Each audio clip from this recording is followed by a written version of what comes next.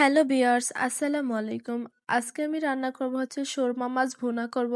তো আমি একটু ছোট সাইজের সুরমা মাছগুলো নিয়েছি। তো এগুলোকে নেওয়ার পরে কিন্তু ভালো করে কেটে ধুয়ে পরিষ্কার করে নিয়েছি। তারপরে কিন্তু আমি লবণ আর হলুদ মাখিয়ে কিছু সময় রেখে দেওয়ার পর এই মাছগুলোকে আমি ভেজে নিচ্ছি। এই মাছটা কিন্তু খেতে এমনিতে অনেক বেশি স্বাদ হয়। তো ভুনা করলে কিন্তু খেতে অনেক বেশি ভালো লাগে বা অন্য কোনো সবজি দিয়েও কিন্তু রান্না করা যায়। তো আমার কাছে মনে হয় যে এই মাছটা ভুনা করলেই ভালো হয়।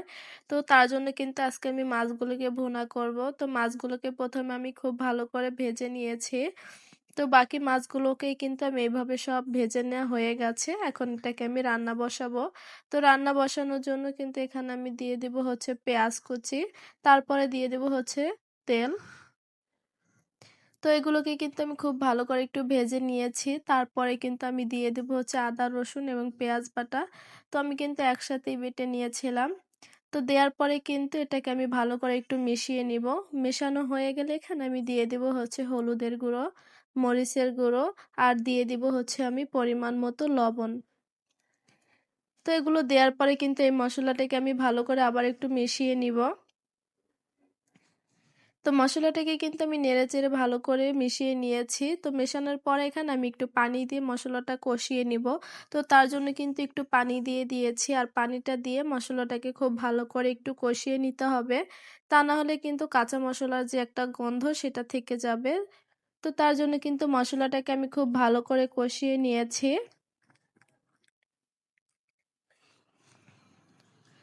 তো মসলাটাকে কিন্তু আমি ভালো করে কষানো হয়ে গেছে। এখন আমি দিয়ে দিব হচ্ছে ঝোলের পানি। তো পানিটা দেওয়ার পরে কিন্তু আমি মসলাটাকে খুব ভালো করে একটু নেড়েচেড়ে মিশিয়ে নিব। তো পানিটা দেওয়ার পরে আমি ওয়েট করব হচ্ছে বলক আসা পর্যন্ত। তো আমার ঝোলের পানিটা কিন্তু বলক চলে এসেছে। তো তার মধ্যে আমি দিয়ে দিব হচ্ছে টমেটো। তো এখানে কিন্তু আমি একটা বেগুন দিয়ে দিয়েছিলাম। এটা আমাদের গাছে হয়েছিল। একটাই বেগুন ছিল, ছোট একটা। তো দিয়ে দিয়েছি। তো ঝোলের পানিটা ফুটে গিয়েছে টমেটো দেওয়ার পরে। তো মাছগুলো দিয়ে দিয়েছি আর মাছগুলো দিয়ে কিন্তু আমি ভালো করে একটু নেড়েচেড়ে ঝোলের সাথে মিশিয়ে নিব। আর কিছু সময় কিন্তু এভাবে আমি মাছটাকে একটু কষিয়ে নিব। তো আমি কিন্তু মাছটাকে একদম শুকনো শুকনো করে রান্না করব না, অল্প অল্প ঝোল থাকবে, একটু মাখো মাখো ঝোল। তো এই পর্যায়ে কিন্তু আমি দিয়ে দিব হচ্ছে ধনিয়া পাতা কুচি আর ধনিয়া পাতাটা দিয়ে কিন্তু আমি ভালো করে একটু নেড়েচেড়ে মিশিয়ে নিব। তো দেখতেই পাচ্ছেন আমি কিন্তু এইভাবে একটু নেড়েচেড়ে মিশিয়ে দিয়েছি। তো এইভাবে কিন্তু আমি আরো ২ মিনিটের মতো একটু জাল করে নিব। তো এইভাবে আমি আরো কিছু সময় একটু জাল করে ধনিয়া পাতাটাকে একটু সেদ্ধ হয়ে গেলেই নামিয়ে নিব। তো আমার তরকারিটা রান্না হয়ে গেছে, আমি নামিয়ে নিয়েছি।